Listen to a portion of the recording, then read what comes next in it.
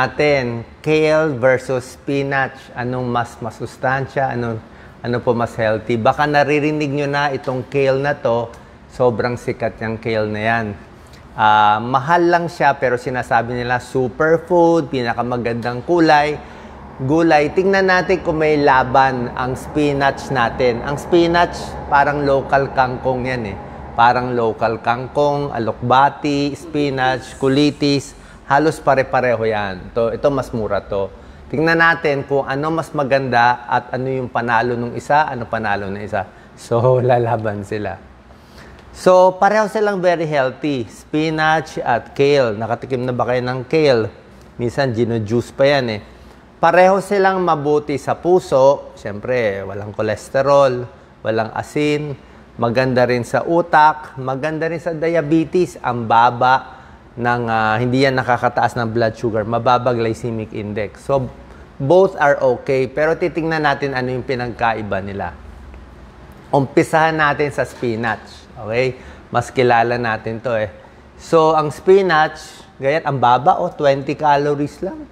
Grabe, isang cup, 20 calories. Ang kanin natin, isang cup, 200 calories eh. So, ito, kahit ilang cup kainin mo nito, hindi ka tataba. May protina, may fiber siya, low sodium, maganda, may fiber, walang cholesterol, at walang taba. Actually, spinach or kale, halos ganito naman ang benefit. Pero mamaya may pagkakaiba sila. Ang spinach kasi pareho tong superfood eh. Actually, pareho silang superfood.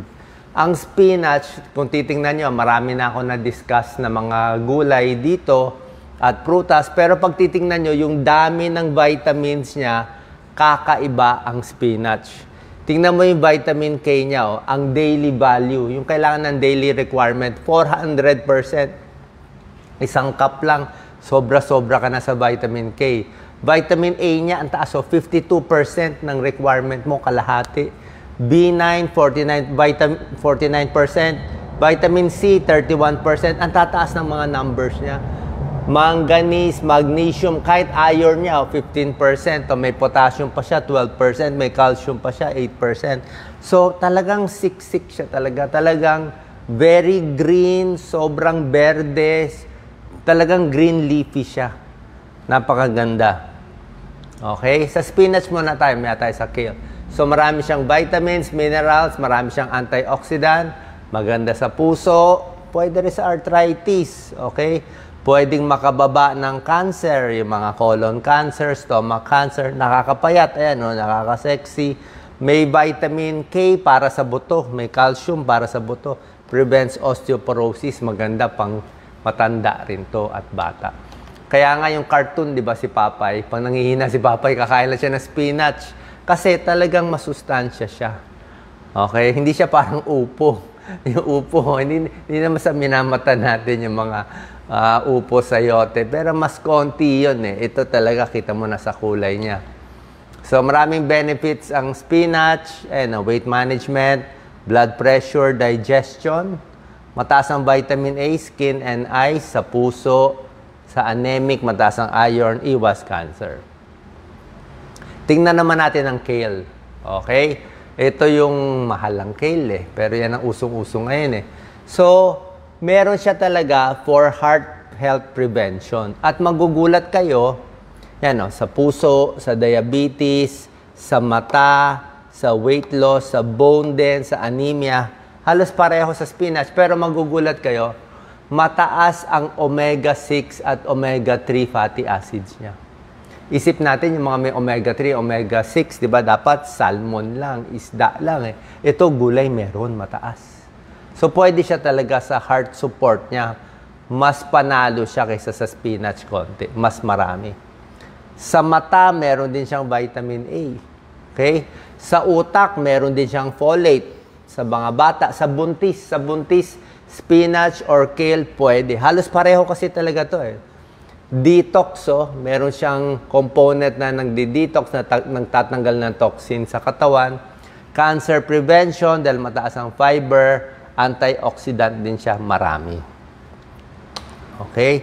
So, kukumpara na natin i-compare na natin. Pareho daw silang superfood.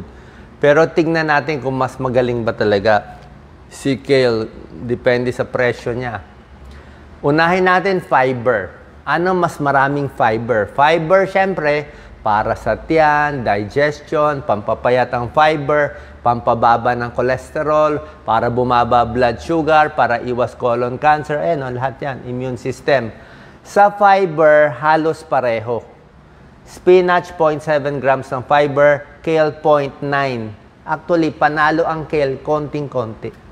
Konti lang 0.2 lang halos pareho lang yan. Pangalawa, vitamin K. Kung may bleeding ka, nagdudugo, di ba? Para hindi mag-bleeding ka, para mas mag-clot ang dugo. Plus, ang vitamin K, tulad ng calcium and vitamin D, para din yan sa buto. Sino mas panalo? Actually, magugulat kayo, mas panalo pang spinach. 145 micrograms compared to 82. Parehong mataas. Pero vitamin K, panalo si spinach. Vitamin C, di ba? Vitamin C, antioxidant, di ba? Gusto natin to. Para hindi magkasakit, para sa sipon, para sa immune system, para sa trangkaso, di ba? Vitamin C, mataas ang kale, 20 milligrams. So, mataas siya. Panalo ang kale. Halos doble panalo niya. So, tigwa 1 point na sila. Vitamin A, para sa mata, immune system. Carotenoids yan Diba? Actually, panalo ang spinach. Okay? Panalo pa ang spinach. Mga gulat ka, 2,800 IU compared to 1,000 IU. Pagdating sa calcium, dito tayo magkakatalo. Okay? Ito po ang pinaka-important part ng video natin. Sa calcium, pareho silang may calcium. Ang spinach, 30 mg, ang kale, 53 mg, panalo konti ang kale. Pero may konting problema tayo sa spinach. Ang spinach daw kasi may oxalate. So yung oxalate, medyo mas hindi pa ma-absorb. Mas mababa na nga yung calcium niya, okay naman, mas hindi gano'ng ma-absorb. Tsaka, ang problema sa oxalate, kung meron kayong kidney stone. Para dun na sa may kidney stone, bato sa bato. Kung meron kayong history ng kidney stone, minsan ang bato nakikita, calcium oxalate stone. So, medyo ingat sa spinach kung may kidney stone. Diba? Damihan mo na inom ng tubig. Pero yung kale, pwede kahit may kidney stone. So, medyo panalo nga si kale dito. Malaking point siya doon. Sa folate, parehong mataas sa folate. Pero actually sa folate, panalong-panalo ang spinach, 58 micrograms ang folate. Kale nga, 13 micrograms para sa buntis. Para hindi magkaroon ng neural tube defect, hindi maging abnormal yung baby. So, sa mga buntis, kumain ng maraming spinach. Pwede siya. Pwede rin ang kale. So, nakita nyo, halos pareho silang may advantage. Ngayon, paano siya kinakain? Pwede bang hilaw o luto? Siyempre tayo kinakain natin luto. Pero yung kale, madalas, minsan nilalagay sa salad o ginagawang juice, iniinom yan, pwede rin. Ano advantage ng hilaw o luto? Pag hilaw kasi, hugasan mo lang maigi, sigurado ka, kompleto yung vitamins, kompleto yung minerals. Hilaw Diba? Sure ka, complete. Pag niluto mo, pwede mabawasan yung ibang vitamins. Yung tinatawag na water-soluble vitamins. May ilang vitamins mababawasan. Lalo na pag ginisa. Ano ba, Lisa? Saute? Ginisa. Pinakuluan. Pag ginisa mo siya, mababawasan. Lagyan mantika. So, mabilis lang. Huwag overcook. Pag na-boil mo siya, na-boil, mawawala din. Oo. Ang pwede lang sa kanya, steam mo lang. Steam o bake. Steam or bake, mas ma-preserve siya. So, bilisan lang yung luto. Huwag lang i-overcook. Pero ang maganda naman sa luto, okay, nabawasan nga yung vitamins niya, pero mas marami makakain mo Diba? Luto kasi, mas madali kainin. Hilaw, mas mahirap kainin. Yun din naman, ang pros and cons. So tayo, dito na tayo sa luto, mabilis lang ang luto. Or kung may sarsa, ay kainin mo na rin pati sarsa, baka doon napunta yung mga vitamins. Sa lasa, ano problema? Nakatikim na ba kayo ng kale? Ang problema sa kale, mapait Mapait ang kale. Tsaka yung texture niya, minsan maubo ka, rough eh. Rough ang kale at mapait-pait. Kaya sanayan sa lasa. Ang spinach, hindi, suabe, di ba? Ang spinach, madulas, soft, buttery, smooth ang texture, di ba? Pwede mo lagay sa salad, sandwich. Mas mabilis siya kainin ang spinach. Mas gusto siguro ng bata. Pero yung sa ganda, maraming benefits yung kale. Ito na, kinompare na natin. Ayan, 1:1. Pakita mo, Doc Lisa. Omega-3, omega-6 fatty acids, panalo, kale. Lutein, zeaxanthin, panalo, kale. Okay? Sa fiber, halos pantay. Ayan, di ba? Pinapakita natin. Vitamin C, tsaka at calcium, vitamin C and calcium, panalo kale. Actually, itong vitamin A, panalo ang spinach. Meron din mang panalo ang spinach. Ito, vitamin E, folate, iron, potassium. Meron din naman. Halos parehong maganda. Hindi naman nagkakalayo eh. Ayan, kalahati, panalo ang spinach. Kalahati, panalo ang kale. Di ba? Kinompare talaga nila. Pero, Doc Lisa, ang kale nga, tulad na sinabi ko, meron mga omega-3 fatty acids sa puso. Maganda. Cancer prevention, maganda.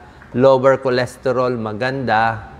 Di ba? Ang spinach din naman, di ba? Maganda rin siya. Kaya lang, ang kakaiba nga, meron siyang oxalate eh. So, kung meron kayong kidney stone, kidney problem, pwede naman kumain ng spinach eh. Hindi lang ganun karami siguro. Diba? Hindi naman ganun karami. So, pwede iba-ibahin. Misang spinach, misang kangkong, alokbati, halos hindi magkakalayo. Tsaka mas mabilis naman kainin eh. Tsaka mas mura siya.